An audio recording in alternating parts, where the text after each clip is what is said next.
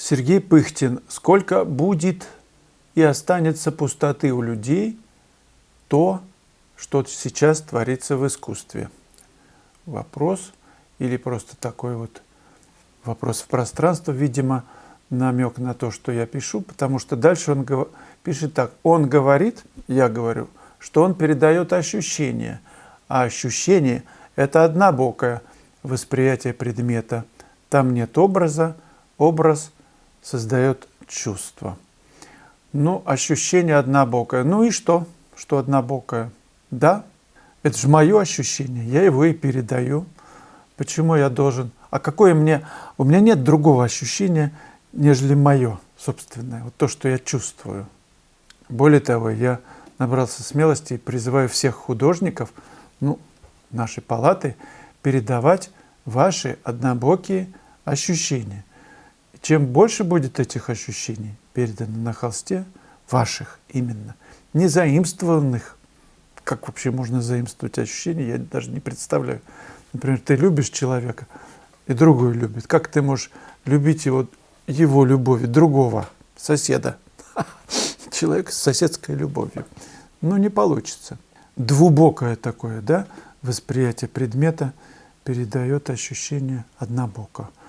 Нет образа. А почему нет образа? Как образ связан с ощущением?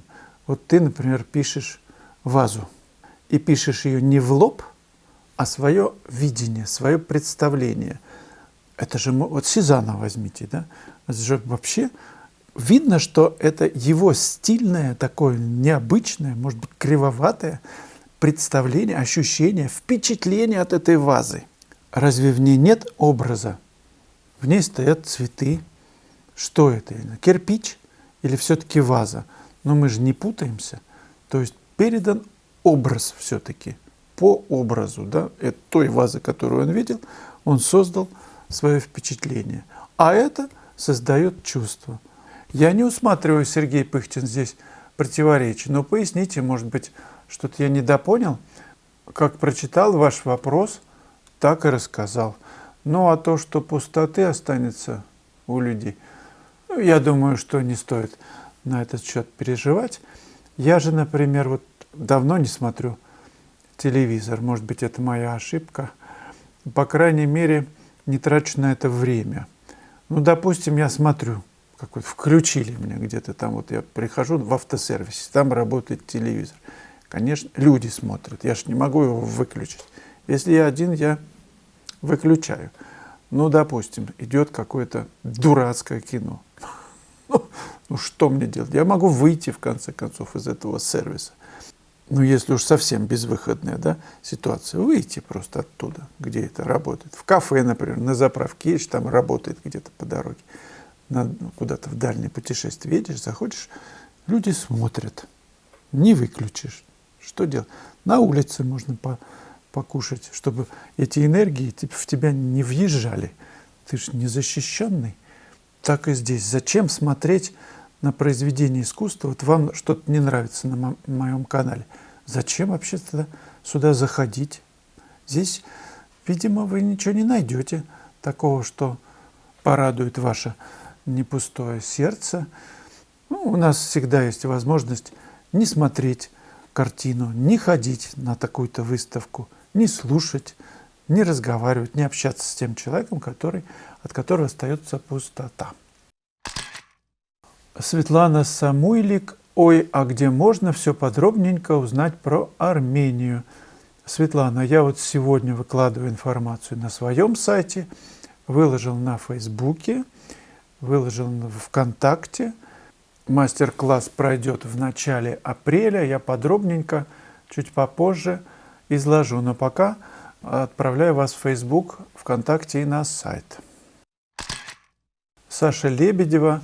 Скажите, я учусь писать акварелью. Какие из ваших уроков мне будут полезны? Да все, потому что речь не о инструментах, не о материалах, красках, которыми я пишу, а о видении. Видеть нужно научиться особенным образом. А писать можно абсолютно любыми материалами. Начинайте с 1, 13, 28 и 52 уроков. Это такие базисные уроки на сегодняшний день. Скоро еще добавится базисный, а потом интуитивно выбирайте по анонсам то, что вам нравится. Удачи! 13-й урок о композиции в живописи, в пейзаже. Как мыслить творчески, как из любого мотива, мы смотрим кругом, извлекать особенное, будоражащее душу. На многочисленных примерах моих работ я показываю разные мотивы, из которых извлечена эссенция моего впечатления, моих ощущений.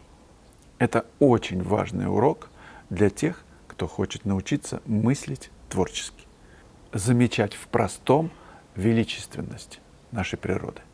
И самое главное, преобразовывать ее, используя законы композиции и нарушая их. 13-й урок – композиция в пейзаже.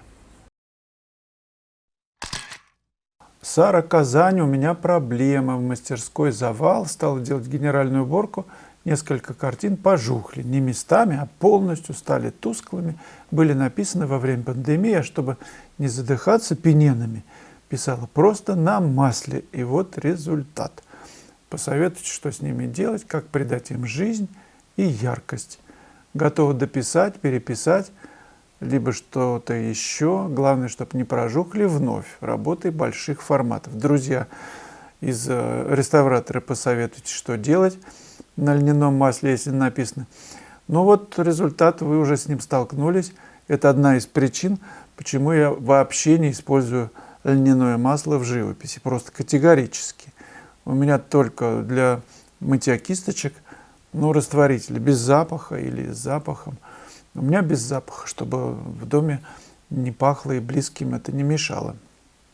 После живописи я кладу в воду кисточки, где есть порошок. То есть как бы стиральный порошок плюс вода и кисточки. Там на день, на два, на три. Они лежат совершенно спокойно. Известный рецепт, если вы хотите еще пописать, на этих холстах протрите их головкой чеснока. Значит, будет липкость, и вы можете прописать. Я думаю, что вы можете их покрыть лаком, матовым или не матовым, домарным, так, чтобы, конечно, прожухлость вся эта уйдет. Так что не проблема. Но сейчас вам реставратора, я прошу вас, обязательно напишут в комментарии профессионально, что с этим делать. Так что давайте подождем.